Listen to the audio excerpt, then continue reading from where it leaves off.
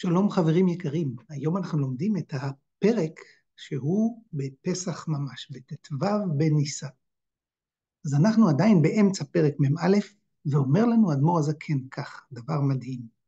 והנה, אף מי שגם במוחו ובמחשבתו אינו מרגיש שום יראה ובושה. אחרי שדיברנו כל כך ארוכות על חשיבות היראה כבסיס לעבודת השם, על כך שהיראה צריכה להקדים גם את האהבה, ועל כך שבלי יראה אין משמעות לדברים, בא אדמו"ר הזקן ואומר לנו, דע לך, לכל יהודי יש תקנה, גם אחד כזה שלא מרגיש שום יראה ובושה, שאחרי כל מה שלמדנו ודיברנו עליו, עדיין הוא לא מרגיש את זה בליבו, לא בלב, לא מביא את זה לשכל, הוא מה שנקרא אדם פשוט שלא מסוגל להכניס את הדברים אל תוך רוחו. מסביר אדמו"ר הזקן למה זה? מפני פחיתות ערך נפשו ממקור חוצבה. זה לא כי האדם בחר בזה, אלא כי השורש של הנפש שלו מגיע ממדרגות תחתונות ד10 ספירות דעשייה. אנחנו למדנו כבר שיש נפשות שמגיעות מעולם האצילות, כאלו שמגיעות מעולם הבריאה, אחרות נמוכות יותר מעולם היצירה, והנמוכות ביותר מהעולם שלנו, עולם העשייה. רוב הנפשות של בני ישראל בדורות האחרונים בעקבתא דמשיחא, מקור חוצבן הוא מהעולם הזה הנמוך, וכאן מדבר אדמו"ר הזקן על הנשמות שמגיעות לא רק מהעולם הזה הנמוך, אלא מהמדרגות התחתונות מתוך 10 הספירות. אם כך, אדם שמקור נפשו הוא כל כך קטן ונמוך, שאין לה כמעט יכולת להתרומם לגבהים רוחניים גבוהים, אף על פי כן, מאחר שמתכוון בעבודתו כדי לעבוד את המלך, זה המטרה שלו, הוא מבין שזה מה שנדרש ממנו, לעבוד את הקדוש ברוך הוא, הרי זו עבודה גמורה. זה נחשב כמו עבודה ממשית, עבודה מלאה שהאדם עושה, עבודת השם. מדוע? כי היראה והעבודה, שהזכרנו את שתיהן, נחשבות לשתי מצוות במניין תרי"ג המצוות. למעשה יש לנו את מצוות ועבדתם את השם אלוקיכם, כפי שהכרנו, או אותו תעבודו, אבל יש גם מצווה, והיא את השם אלוקיך תירא, ליראה את הקדוש ברוך הוא. אם כך, אלו שתי מצוות נפרדות, שאומנם הן קשורות זו לזו, אבל הן לא תלויות זו בזו. אומר אדמו"ר הזקן, ואינן מעכבות זו את זו. ועוד, שבאמת מקיים גם את מצוות יראה, במה שממשיך היראה במחשבתו. כי בשעה ורגע זו על כל פנים, מורא שמיים עליו. על כל פנים כמורא בשר ודם הדיוט לפחות, שאינו מלך, המביט עליו, שנמנע בעבורו מלעשות דבר שאינו הגון בעיניו.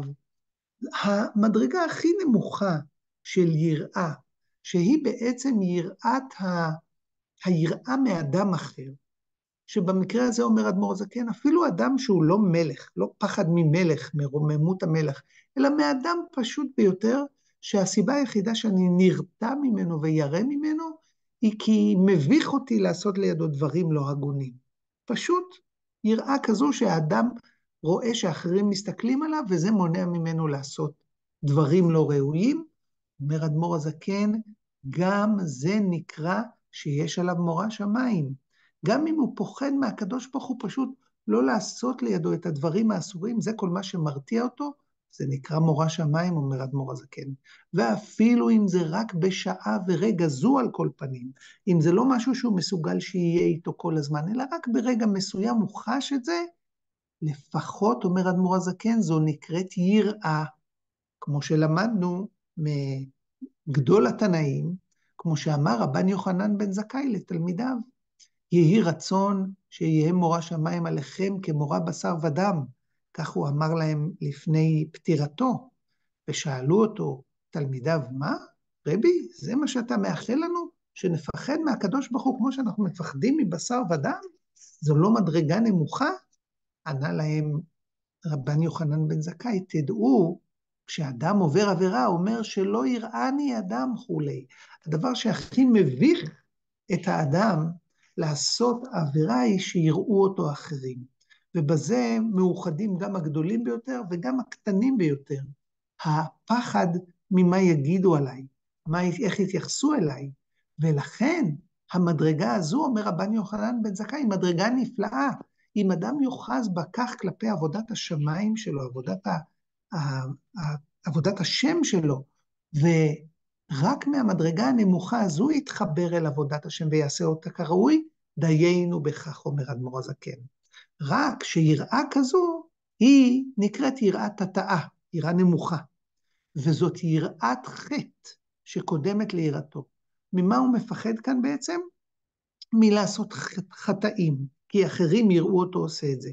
לא שהוא לא מתאווה לחטא עצמו, ולא שהוא באמת מפחד מהקדוש ברוך הוא, אלא לא נעים לו, הוא מפחד ממה יגידו עליו. זאת יראה, אומר אדמו"ר הזקן, בפני עצמה, זו אמנם יראה תתאה, יראה נמוכה, אבל זה עדיין יראת חטא לכל דבר, ויראה הילאה הוא ירא בושת, זו מדרגה נעלית יותר. דאית יראה ואית יראה, יש יראה נמוכה ויש יראה גבוהה, ושנזכה לה יראה נעלה בעזרת השם, אבל אומר אדמו"ר הזקן, גם היראה הנמוכה, יראת התאה, נחשבת יראת השם לכל דבר. אבל בלי יראה כלל, אם האדם יעבוד את השם רק מאהבה, לא פרחה לאלה באהבה לבדה. כמו שהעוף אינו יכול לפרוח בכנף אחד. דדחילו ורחימו הן טריין גדפין, כמו שכתב בתיקונים, קראנו את זה כבר, שהעוף חייב 2 כנפיים כדי לעוף, והמצווה חייבת גם את המעשה וגם את הכוונה. האהבה והיראה יחד, אלו הן 2 הכנפיים, וגם אם יש יראה לבדה, שלמדנו שיראה היא שורש הדברים, עדיין אם היא באה לבדה, היא כנף אחד בלבד, ולא פרחה באלה, עם הכנף הזו העוף לא יכול לפרוח למעלה, אף שנקראת עבודת עבד, אפילו שבזכות היראה הוא מגיע גם לעבודת השם, מלשון עבדות, ביטול של כל כולו לקדוש ברוך הוא, וצריך להיות גם כן בחינת בן. כאן אדמו"ר הזקן, אחרי שדיברנו ארוכות על יראת השם, מחזיר אותנו גם לאהבת השם. צריך להיות גם כן בחינת בן בעבודת השם שלנו. לעורר האהבה הטבעית על כל פנים המסותרת בליבו של כל יהודי, שתהא בהתגלות מוחו על כל פנים, לזכור אהבתו להשם אחד במחשבתו וברצונו, לדבקה בו יתברך. וזאת תהיה כוונתו בעסק התורה או המצווה הזו, לדבקה בו נפשו האלוקית והחיונית, ולבושיהן כנזכר לאל. צריך האדם להתרכז בייחוד קודשא בריך הוא ושכינתי, כפי שאנחנו אומרים בתפילת שחרית, בתחילת התפילה, לייחד את הקדוש ברוך הוא עם השכינה שלו, לייחד את הקדוש ברוך הוא והתורה עם עם ישראל, כי השכינה היא מקור נשמות ישראל, ועושים את זה על ידי שמעוררים את האהבה שבנו, האהבה הטבעית, שנלמד בהמשך שגם בה יש מדרגות. אז אם כך למדנו היום שהיראה היא חשובה מאוד, וגם יראה פשוטה מתוך 2 דרגות היראה, יראה תתאה, גם היא מספקת, אבל עכשיו אנחנו מסיימים את הלימוד היומי בכך שיראה לבדה לא מספיקה, זו רק כנף אחת, וכדי שהמצווה תעלה מעלה, צריך גם את הכנף השנייה של האהבה. איך עושים את זה? נלמד על כך בשיעורים הבאים בעזרת השם. עד כאן השיעור, ואם יש שאלות, בשמחה רבה.